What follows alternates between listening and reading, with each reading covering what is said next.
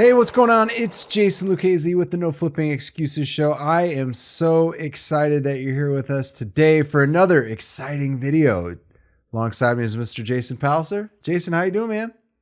I'm doing great. Just going along, just getting all your questions answered, shooting more videos. I'm like, what are we, 20 deep? So stay tuned. Hope you subscribed, but we're 20, 30 deep in this session alone, right?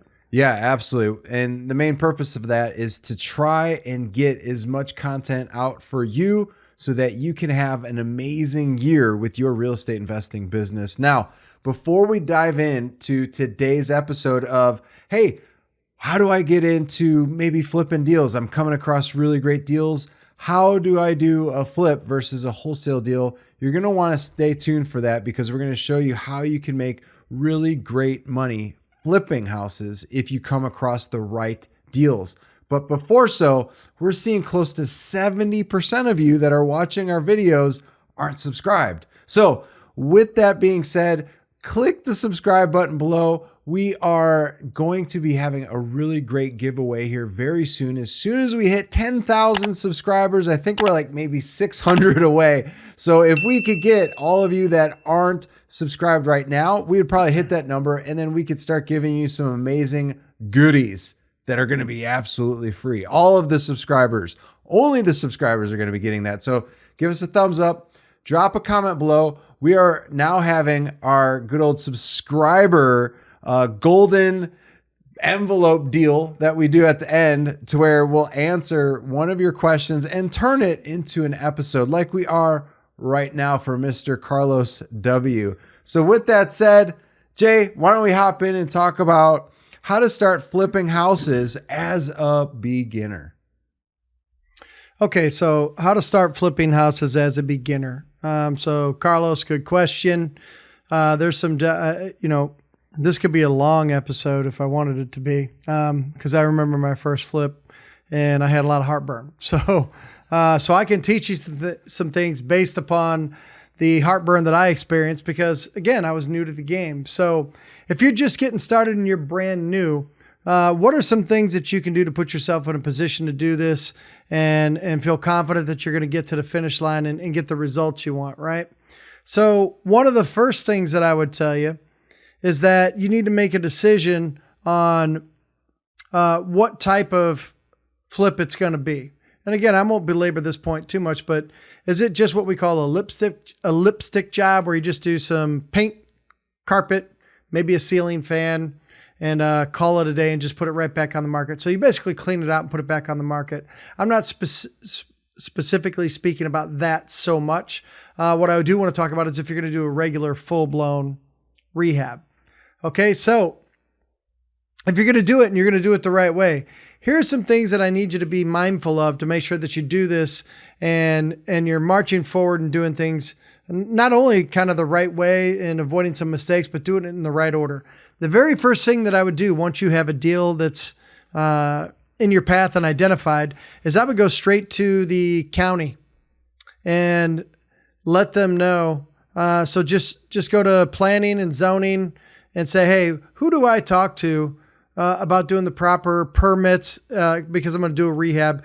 And specifically, the second half of that statement that I want you to add in, which is the most important to me, is are there any rules that I may not be aware of that I want to make sure that I do right and abide by before I even get started? Because the last thing you want to do is get a deal locked up. Know that you're the floating book. The art of flipping deals. That's what we're talking about. It comes in the episodes every once in a while. It's just magical stuff that's happening on the show, man. I love it. So having said that, you want to find out, is there any special things that you need to do? Okay. And because if you don't, and you get the ball rolling on your project and get started, the worst thing that could happen to you, or one of the worst things on a flip project, is that the county comes in and shuts you down. Because you probably have private money loan or hard money loan on it and the interest is growing on a daily basis, right? So if they shut you down for 6 or 8 weeks, that's going to be detrimental to your bottom line, right? So you want to make sure, are there any special things that you need to do before you even start the project at the county level? Okay. Can't impress it upon you enough. And again, I know some people move and shake and just say, hey, I'm going to get the ball rolling. I'll find out that stuff later because you're not a high level detail person or whatever. And I don't want you to fall into that trap. I did it on one because I did some flips in a different area. So I just went to a different area of the city of St. Louis where I've done most of my flips. And I'm like, okay, well, I did it over here. These were the rules. And I went 3 zip codes over, and it went from one section of town to a different municipality. I got the ball rolling and they shut me down. So I can't impress upon you enough that you need to find that out ahead of time. Now, the second thing that I would talk to you about is... Now, hey, real quick, I just want to interrupt. Yeah. This is stuff you could do ahead of time as well. Before you get the deal under contract, I would highly recommend that you do the stuff that Jason just recommended, just to kind of get a feeler for before you get into that property. The other thing, I know you're going to be diving into this here in just a little bit, but you could also do some things ahead of time, like maybe going on Thumbtack or TaskRabbit and getting somebody that's an expert in doing some of the remodeling that you want to have done to the property, and just getting some general quotes from like 2-3 people, just so you can have an understanding of what that bid process is going to be like and some of the things that you could prepare for from a budget standpoint. So that's all I wanted to add to it, Jason. I know you're covering some good stuff here. I just want to make sure, especially for the beginner out there, I want to make sure that they have a good understanding before they get into that flip job. Like, they might go into it thinking, hey, I'm going to make 40, 50 grand. Next thing you know, you get all these contract bids and it's now like a $20,000 profit, when if you just would have got that stuff ahead of time, you possibly could have lowered down your purchase price and then really kept it at that 40, 50 grand mark. Hey, book your free strategy session call today by going to 2daycall.com. That's the number 2daycall.com. We'd love to talk to you about how we're tapping into 34 plus lead generation off-market strategies in your market. Most of them too are free. Let's talk about it. Let's see how we can help you and your business thrive right now. Head on over to 2daycall.com. Talk to you later. Bye. 100% correct. So having said that, kind of leads into the thing that I was going to talk to you about next. Okay. So you're going to be working with contractors and subcontractors and this, that, and the other thing. There's 2 things from the contracting work or the subcontractor work that I want to speak to you about, just to make sure that you've done it correctly. The first one is timeframes. I cannot tell you how many times I've had an investor that came to me to maybe help them get funding, because that's what I've done the longest, funding on a project. And I'll just casually text them, hey, how are things going? And they're like, well, I mean, I'm ready to go. Things are going good. I think I'm good on my numbers and this and that, but the project's been sitting for 6 weeks. You know why? Because they didn't do something they should have done up front, which is, if you've made a decision on which contractor you're going to use, shouldn't you maybe ask them in the same breath, hey, so I plan on closing on the 30th.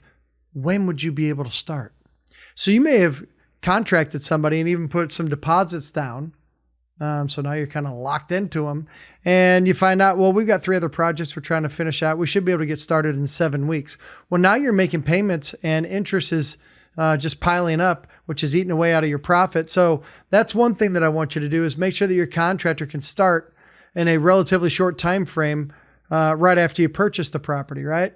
The next thing that I would tell you to do is this, okay? Ask for references. Don't take their word for it. Oh yeah, do this, we'll get it done. Lickety split, and everything's going to be fine and dandy, and everything comes up roses. I would ask for a few references. So ask for some references and referrals to other people that they've worked with, just to see what they say about working with this particular contractor. Like, I could give you, again, we could go on and on. I could give you horror stories about, and that's happened to me. I've had contractors that have held me hostage for 8 weeks, 9 weeks, 10 weeks. One that walked off the job, and that was my fault, which leads into the third thing that I would tell you, which is a telltale sign that you might not want to work with this particular contractor. Don't give them a ton of money up front. So if you're new to this, you better hear me. Pause it. Take a note. Don't give them a bunch of money up front. So let's say this particular contractor is going to do the siding and it's going to be $8,000. Don't give them $4,000 or $5,000 up front. Okay. Don't give them most of the money up front. You might be able, give them something, give them $1,000, but they still got to work to get the rest of their money. Because here's what's going to happen. If they're not the best contractor, it doesn't mean that they don't intend to get it done, but if they're not efficient and you want to work with people that are good, efficient, get it done right. You give them most of the money. They may say, oh, this is on back order, or oh yeah, I forgot to tell you. Now that I have most of my money, I got 4 projects in front of you, but we're going to get to it. I promise you. And then again, they'll hold you hostage. So don't give them a bunch of money up front. Cause if you do, sometimes if the contractor is, robbing Peter to pay Paul, cause sometimes that happens with contractors, they may just walk off of your job. Right. So they may not complete the job, due to no fault of your own. So how do you insulate yourself as best you can against that? You don't give them a bunch of money up front. These are mistakes that people would make. Is that? And one thing I'll point out too, this was obviously a mistake that I had to learn early on as I was doing rehabs, is get lien waivers signed by everybody that enters that property. Mm-hmm. Main reason why is you don't want that to come back and haunt you down the road when maybe something happens with a relationship with a contractor. Jason's been going over it, and then they end up suing you and put a mechanic's lien or some sort of a lien against the property because of maybe they said you didn't pay or whatnot. So make sure you track it, never pay in cash, always have a paper trail. Get a lien waiver signed before you do any type of work with them. Sometimes they might throw a fit with it. I don't care. Get that thing signed. Okay. Yeah, correct. So to expand on that, you can, and again, you're like, you're learning, right? Taking notes. If this is new to you, a lien waiver, by golly, I don't even know what that is. Go to your title company. The title company, if you don't get a lien waiver, because you don't have to, but then you're kind of leaving yourself open to them coming back and saying you still owe them money and placing a lien against your property. What a lien waiver does is they've signed it saying, hey, I'm not going to we've done our business together.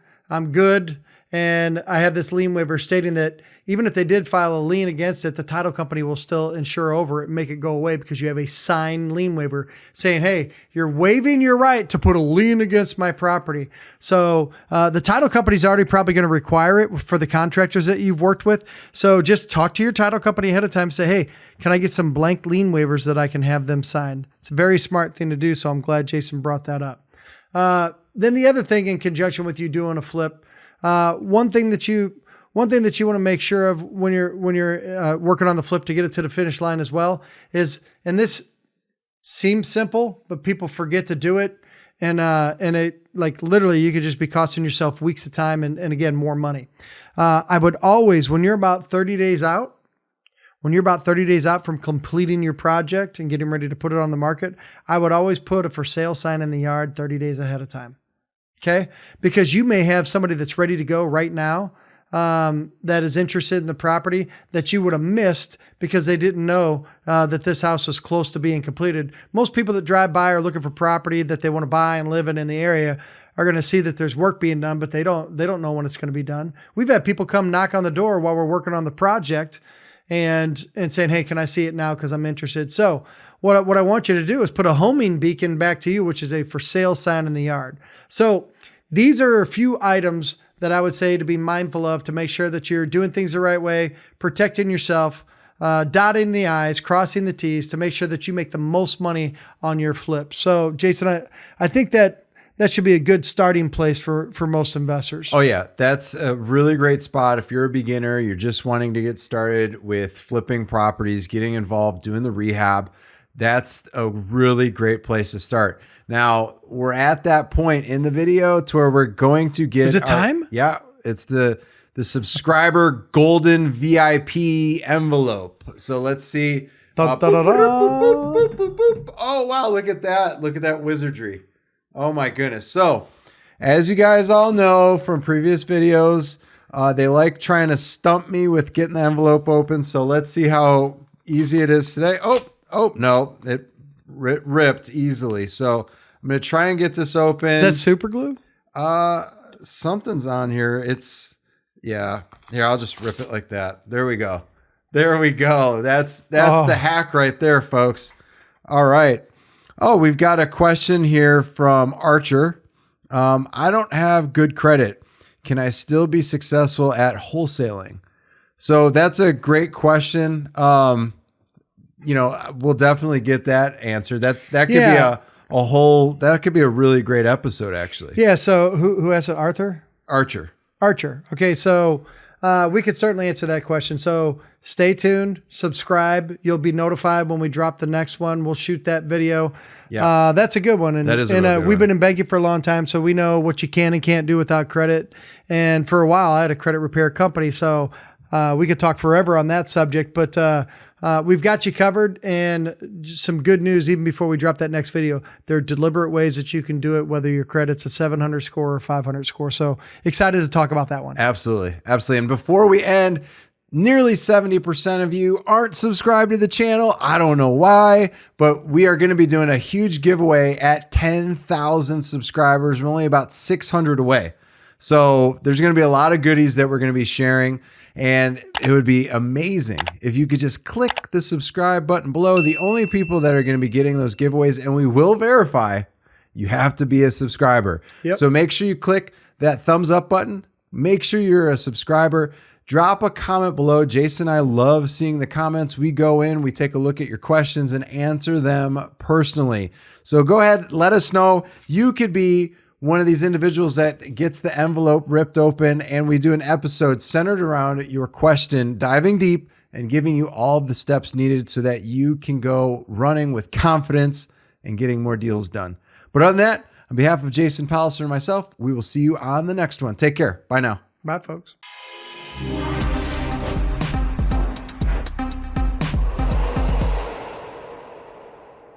Hey, here's what I want you to do. Let's take your learning to another level. I know you have questions, so schedule a call with me.